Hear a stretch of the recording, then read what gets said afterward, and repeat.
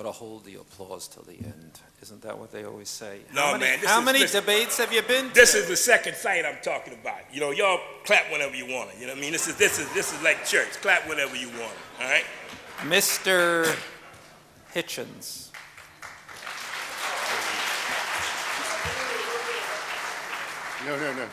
No. All praise belongs to Allah.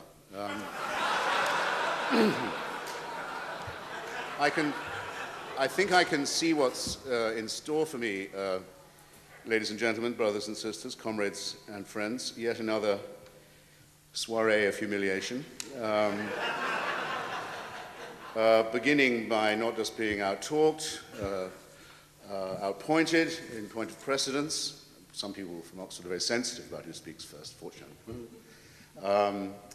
And out-argued, and above all, perhaps outdressed. I have the feeling that many of you here would like to begin an inquest on Iraq policy, if there's going to be one, which there clearly is, approximately in 2002.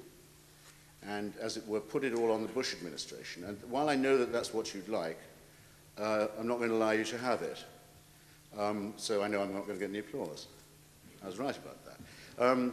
The fact of the matter is, and I think it's the beginning of wisdom as well as the beginning of responsibility, that our involvement with Iraq, ours as a people as well as a state, goes back a lot longer than that and has stuck us with some responsibilities from which we are not entitled to walk away. I'm not sure where I would date the beginning of this commitment, this mutual relationship we have with the Iraqi people, but it couldn't be any later than September or so, 1979, early 1980, when President Jimmy Carter, the great human rights Baptist person, gave Saddam Hussein American permission for an invasion of Iran, which we think cost 1.5 million lives of the young men on both sides, probably more. If you want to talk about collateral damage and civilian casualties, see how the Muslims love each other when they go to war, especially in the name of God, and see what a hecatomb was wrought by the good intentions of American liberals on that occasion, and what a debt we have incurred. I would date it a little earlier if I could, I think, to the role boastfully played by the Central Intelligence Agency in the coup that brought Saddam Hussein to power in the first place. But if we were to not take this back into the prehistory of our generation, the latest we can begin scrutiny is 1991, with the emancipation of the Kuwaiti people from their annexation as the 19th province of a fascist state by Saddam Hussein. Not the invasion of Kuwait, as it's sometimes falsely stated, but the abolition of Kuwait, the obliteration of Kuwait, the removal of a member state of the United Nations, of the Arab League, and of the non-aligned movement, and its full possession by another power, by sheer force of arms. Saddam Hussein has only ever made, in the course of his career, one self-criticism, and it was this. He said, "I wish I had got the nuclear bomb before I invaded Kuwait, because then they couldn't have got me out of there." You have to realize that in 1991 we didn't know it, but he had the choice of which he got first. It's fortunate for us that he was not a rational actor, but it was a demented one. If he'd got Kuwait, he'd have been very easily possessed of the resources to finish the reactor, which the French had so helpfully begun building for him, and to dictate terms to us. And there would have been nothing amusing about that, either for us or the neighbors of Iraq in the region. That's what we skipped through no luck, or rather no credit, only by luck, no credit to our own statecraft or our own intelligence. Now, since that date, and since the eviction of Saddam Hussein from Kuwait, there has been a very careful, scrupulous, ruthless, hard-fought debate, which all of you, if you don't know about, should have educated yourselves about. Not conducted just in Washington, but in learned journals and on the internet and in public forums, going on for about 12 years. So the debate was this: were we right to confirm and leave Saddam Hussein in power after his eviction from Kuwait, re-establish him in effect in power, watch with our own military superiority as we gave his own helicopter gunships permission to re-establish control, a genocidal, fascistic control over the Iraqi people? Was that the right decision or not? And because it entails this too, was it right to put the Iraqi people under 12 years of suffering and misery and damage of sanctions, while the Saddam Hussein regime was able to build one palace in every single province remaining, the other 18 provinces of Iraq, dedicated to the wealth of a psychopathic and sadistic crime family? Was that the right decision or not? Many of us came soberly, but firmly to the conclusion that that had been wrongly decided. Saddam Hussein should have been removed from power in Iraq in 1992. And we've been looking, some of us, for an administration that would face this fact. And it was, whenever any administration was going to come to power that was going to be capable of facing this fact, we would have to admit that it was going to be too little and too late, and probably botched by definition. But that we had to cancel the shame of prolonging the wretched experience of having Iraq governed by by a government that has, I'll do this quickly, broken all the four conditions under which state sovereignty is sacrificed by international law. International law, sir. Let me just say these this. four conditions. That's for the United Nations to decide. These four, Can you, these four conditions. You know, these four, 12 to me, I'm minutes. speaking back. these four Didn't say a conditions, word. in point of fact, are adumbrated by the United Nations, and they comprise the following. If a state conducts aggression or annexation of territory of neighboring states repeatedly, as Iraq had done with Iran and Kuwait, if it does that, it puts itself outside the law, qualifies its sovereignty. That's a UN decision, not mine.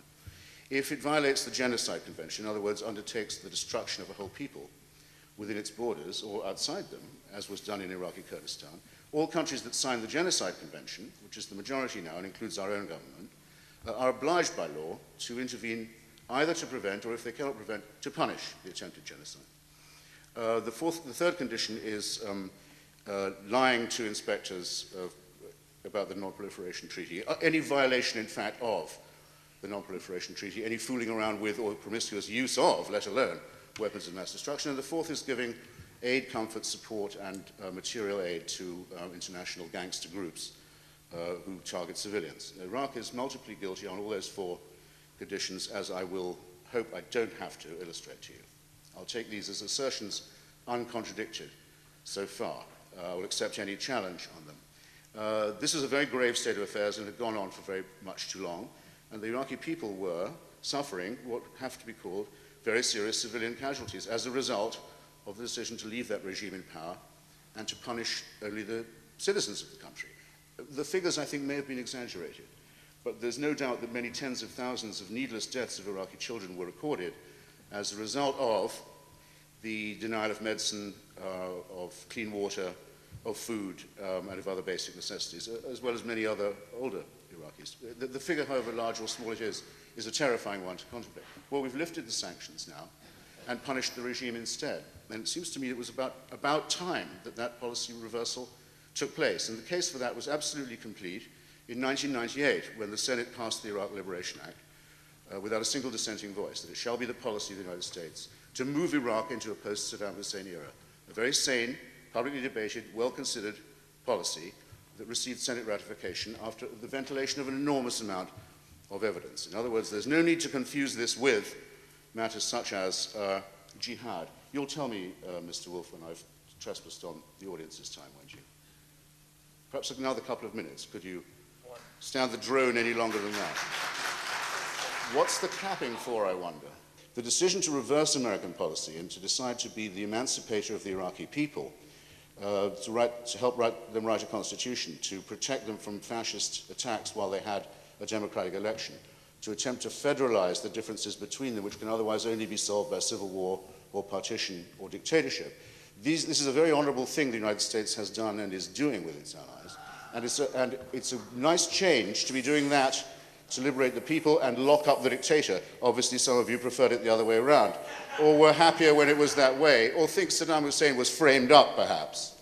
I love it when people say that a serial criminal has somehow been unjustly accused. Well, we'll get to that, I've no doubt. But my macro point hasn't come yet.